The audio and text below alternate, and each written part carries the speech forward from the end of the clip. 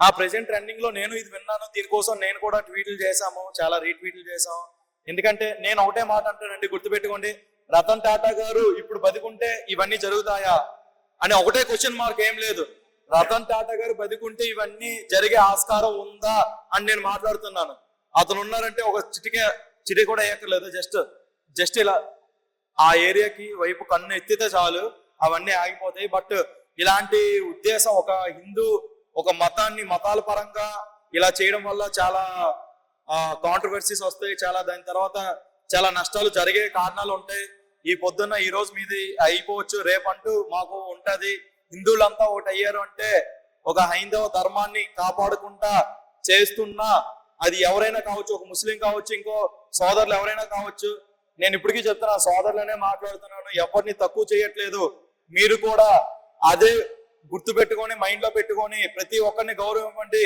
హిందూ మీది ఏ జాతి అయితే ఆ జాతిని మీరు గౌరవించుకోండి, దాన్ని హైలైట్ చేసుకొని దాన్నే సలాం కొట్టండి, తప్పులేదు. కానీ మిగతా వాళ్ళని బురద జల్లే అవకాశాల్లోకి వెళ్ళారంటే దీనికి పరిణామాలు వేరేగా ఉంటాయని ఇదే మీడియాలో చెప్తున్నాను.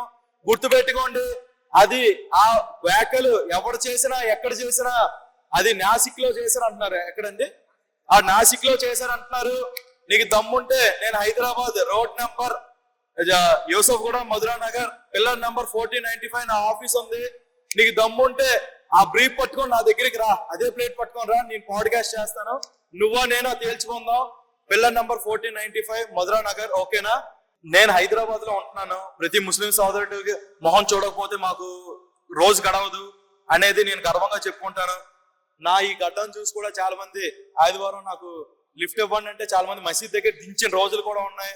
అలానే నేను ఎవరికి ఏం అనలేదు, ఎందుకంటే మేము హిందువులుగా అన్ని జాతుల్ని అన్ని మతాల్ని గౌరవిస్తాం. మీరు కూడా చేస్తే మంచిదని నేను చెప్తున్నాను. అది కాదు ఇది కాదు ఇచ్చేస్తాం అంటే ఏముండదు, లాస్ట్ కి బూడి మిగులుతుంది. ఎవరికి ఎలా తగలబెడతా తెలియదు. హిందువులు నమ్మారంటే ప్రాణాలు ఇస్తారు, నమ్మకం పోయిందా తేడా వచ్చిందా ప్రాణాలు తీయడానికి కూడా వెనకాడరని ఇదే సభముఖంగా చెప్తున్నాను. ఆ క్యాండిడేట్స్ ఎవరో అనేది మీరు ఆ నేమ్స్ కానీ వాళ్ళ డేటా కానీ ఇస్తే వాళ్ళకి తగిన చర్యలు తీసుకోవడానికి నేను ముందుగా ఒక హ్యూమన్ బీయింగ్ గా ఒక స్టూడెంట్ వెల్ఫేర్ ఒక అసోసియేషన్ లో మెంబర్ గా నేను ముందుండి ఆ సంస్థలో చేసిన వాళ్ళ మీద తగిన చర్యలు తీసుకోవడానికి నేను ముందుండి కష్టపడతానని చెప్తున్నాను. దీని మీద ఈ అంశం ఇక్కడతో ఆగిపోలేదు, ఇప్పుడే మొదలైంది. ఇలాంటి విషయం ఇంకోసారి బయటికి రావాలన్నా ఎవడైనా చెయ్యాలని ఆలోచన మైండ్ లో ఉంచినా అప్పుడే వాడికి మైండ్ కాదు, వాడి ప్రపంచం అప్పుడే ఆగిపోతుంది. ఇది ఇప్పుడే కాదు, రిపీటెడ్ గా జరుగుతుంది. ఇలాంటివి మనం వింటున్నాం, జిహాద్ అని వింటున్నాం, ముస్లింలు చేసే అల్లర్లు వింటున్నాం, కానీ ఎప్పుడు యాక్షన్ తీసుకోలేదు. తీసుకుంటే ఎలా ఉంటుందో చూపిస్తాం. అది చూసేయడానికి మీకు దమ్ము ఉందా అని నేను అడుగుతున్నాను. మీకు దమ్ము ఉంది అంటే పిల్లర్ నెంబర్ 1495 వచ్చి రండి, చూపిస్తాం. మేము గౌరవం ఇచ్చింది తీసుకోండి, ఇచ్చి పుచ్చుకుందాం, ఇద్దరం బాగుపడతాం, అంతవరకే. అదే అండి ఇప్పుడు చెప్తున్నా కదా, ముస్లిం చేసే అల్లరిని మన హిందువులు ఇంకా సపోర్ట్ చేస్తున్నారు. బాయ్ అంటే ఈడేమో సంబంధం లేకుండా ఆడిని బాయ్ అంటాడు, ఆడేమో చూసి చూడండి వెళ్ళిపోతాడు. అంటే మన గౌరవమే మనకి ఈ రోజు దెబ్బతీస్తుంది అనేసి మనం పంచకోట్లో చూసిన విషయాల్లో భాగంగా మనం చూస్తున్నాం. ఇదే కాదు, ఇలాంటివి ఎన్నో జరుగుతున్నాయి. కానీ మీడియా బయటకు వచ్చి క్వశ్చన్లు అడుగుతుంది, కానీ రెస్పాన్స్ ఇవ్వట్లేదు.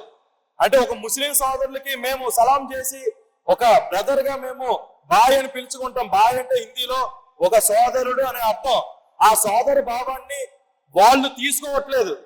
నేను ఇప్పటికీ అంటాను, ఎంత జరిగినా మేము సోదరులానే చూస్తాం, మీరు కూడా అలానే చూడండి. అంటే ఒక 100 మంది ముస్లింల్లో ఒక్కడు ఎదవైతే అందరినీ తప్పు పట్టకూడదు కాబట్టి నేను గౌరవం ఇంకా ఇస్తూనే ఉన్నాను. బట్ ముస్లింలు కూడా దీన్ని అనుగుణంగా ఎదురు తిరిగారు అని కూడా నేను ఇదే సభముఖంగా తెలియజేస్తున్నాను. పంజాగుట్లో జరిగిన దానికి ముస్లింలు కూడా కొంతమంది బయటకు వచ్చి మా దాంట్లో ఇలాంటివి చేస్తున్నారని మాకు కూడా తెలియదు, ఇలాంటివి మా దగ్గర జరిగితే మేమే బహిష్కరిస్తామని కూడా అన్నారు. ఇది మీరు విన్నారో లేదో, మీ వరకు వచ్చిందో లేదో తెలియదు.